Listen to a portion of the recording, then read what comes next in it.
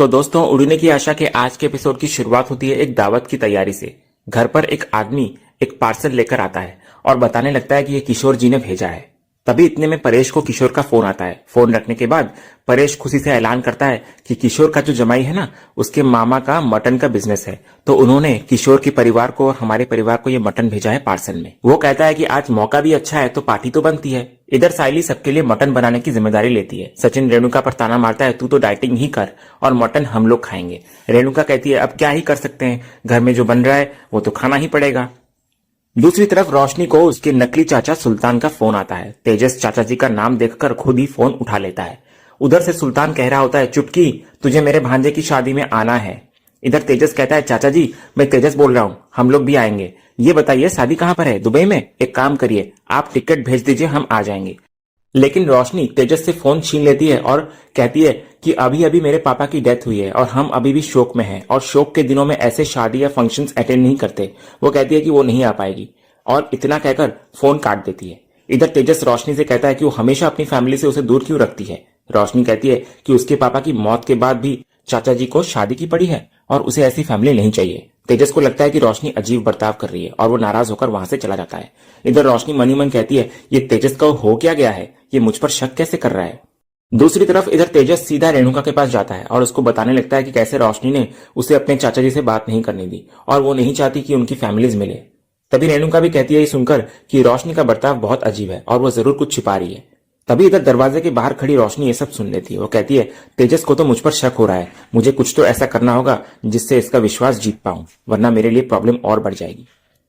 अगले सीन में घर पर एक आदमी आता है और परेश मोटर ड्राइविंग स्कूल के बारे में पूछता है तो आकाश सचिन को बुलाता है। तभी सचिन उस आदमी को कहता है कि वो उसे 15 दिन में मक्खन की तरह गाड़ी चलाना सिखा देगा। लेकिन वो आदमी कहता है कि ड्राइविंग उसे नहीं बल्कि उसकी ताई को सीखनी है, जो बाहर गाड़ी में इंतजार कर रही है। इधर सचिन जैसे ही बाहर जाता है वो देखता है कि गाड़ी में कोई और नहीं बल्कि मंदिरा बैठी होती है। वो हैरान होकर अंदर जाकर साइली को बुलाकर लाता है। जैसे ही मंदिरा इधर गाड़ी से उतरती है वो भी सचिन और साइली को देखकर चौंक जाती है और कहती है, पिद्दी और पिद्दी का पति। फिर मंदिरा उस आदमी पर चिल्लाती है कि वो उसे किसी एरे गेरे के यहाँ क्यों ले आया। तभी सचिन उसको बताता है कि ये उसी का घर है और ड्राइविंग स्कूल यहीं पर चलाता है वो। तभी मंदिरा को घर देखकर पता चलता है कि ये उसके मास्टर जी रेणुका का भी घर है। तो सचिन कहता है, तेरी वो जो मास्टर जी है ना, वो मेरी बाबा की बाइको है। वो उस पर ताना मारता है, मैंने सुना है कि आजकल वहां ट्रेनिंग बहुत धुआंधार चल रही है। वो जो सिखा रही है मैं उसकी बात नहीं कर रहा है, बल्कि तू जो सिखाने वहां जा रही है मैं उसकी बात कर रहा है। तो इस पर मंदिरा चुप हो जाती है। इधर साइली मंदिरा को अंदर आने को कहती है, लेकिन मंदिरा कहती है, थैंक यू वेरी मच, मुझे कोई शौक नहीं है अपने दुश्मनों के घर पर जाने का। तभी साइली कहती है कि वो किसी को दुश्मन की नजर से नहीं देखती और उसके पास इन सब का समय भी नहीं है। तभी इस पर मंदिरा उल्टा साइली पर इल्जाम लगाती है कि वो उसके हिस्से के ऑर्डर छीन रही है। तभी साइली कहती है, मैं कभी किसी का काम किसी से नहीं छीनती हूँ, बल्कि मेरे पास जो काम सामने से आता है मैं बस वही करती हूँ। वो कहती है कि अगर उसे अंदर आना है तो आए, वरना वो जा सकती है। इधर मंदिरा कहती है कि वो यहाँ ड्राइविंग सीखने आई थी। सचिन मजाक में कहता है, अरे क्या कैक्टस आंटी, तू इतना कांटे क्यों निकाल रही है। वो कहता है कि अगर वो ड्राइविंग सीखने आई है तो वो सिखाने के लिए तैयार है।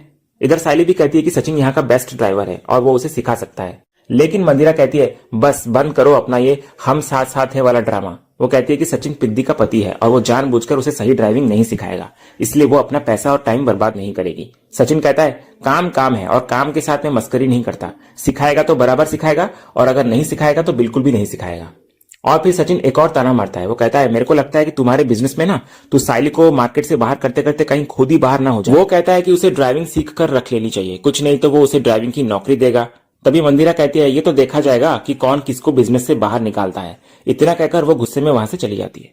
दूसरे सीन में तेजस के शोरूम में एक खामोश तनाव होता है। तेजस रोशनी से दूर दूर होता है। रोशनी मनी मन कहती है, रोज मुझे बाबू बाबू करके मेरे पीछे पीछे घूमता रहता था, लेकिन आज एक शक की वजह से वो मुझसे दूर दूर भाग रहा है। उसे लगता है कि उसे इस शक को खत्म करने के लिए कुछ तो करना ही होगा।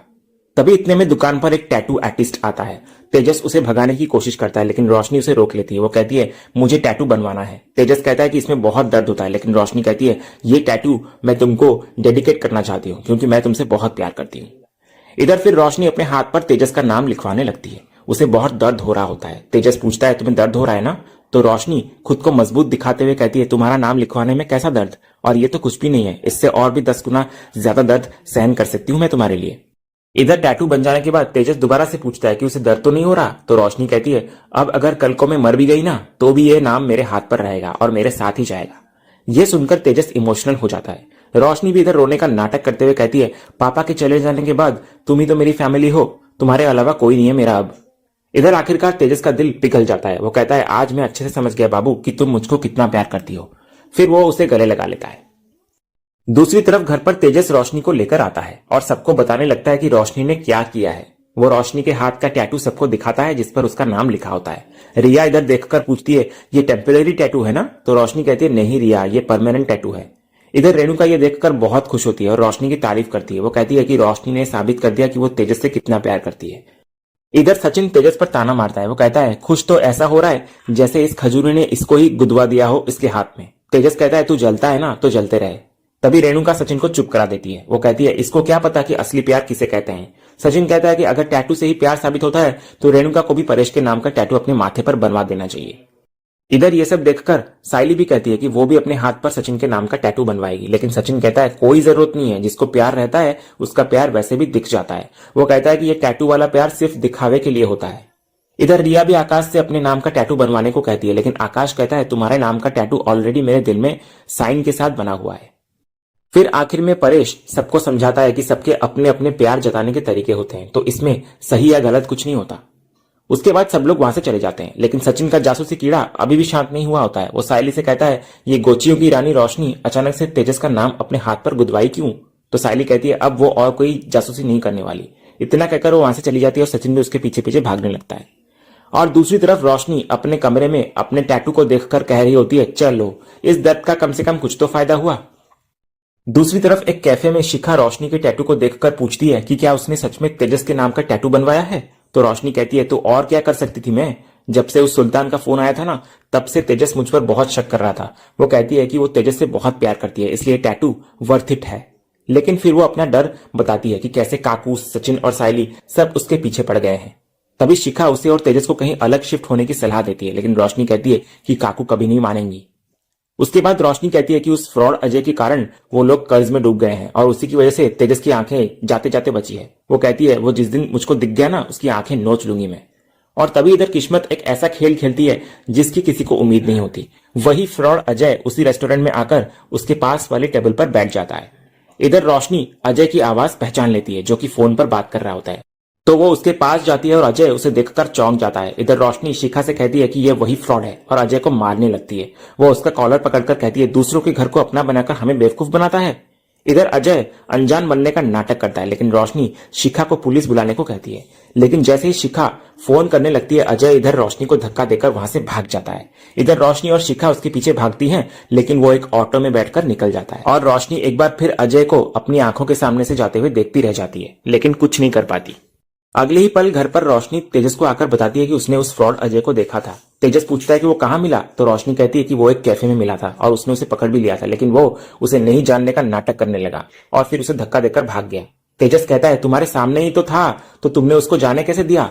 तो रोशनी कहती है तुम क्या चाहते हो, उस अजय के पीछे भागते भागते मैं भी अपना एक्सीडेंट करवा दूं? तभी तेजस कहता है कि अगर सचिन ने उनसे पहले अजय को पकड़ लिया तो वो जिंदगी भर उन्हें सुनाता रहेगा। रोशनी उसे पुलिस स्टेशन ले जाने की बात करती है, लेकिन तेजस कहता है कि वहां जाकर कुछ नहीं होगा। और फिर इधर तेजस के दिमाग में एक अनोखा आइडिया आता है। वो कहता है हम ना गुरुजी के पास जाते हैं, उनके पास इस बात का सोल्यूशन होगा। वो कहता है कि भगवान ने उन्हें 2 मौके दिए लेकिन वो अजय को पकड़ नहीं पाए, तो अब उन्हें सीधे भगवान के डायरेक्ट कनेक्शन यानी कि गुरुजी के पास जाना ही पड़ेगा। ये सुनकर रोशनी मनी मन कहती है लगता है तेजस फिर एक नई मुसीबत को बुलावा देने वाला है, इस बार तो पक्का लंका लगेगी।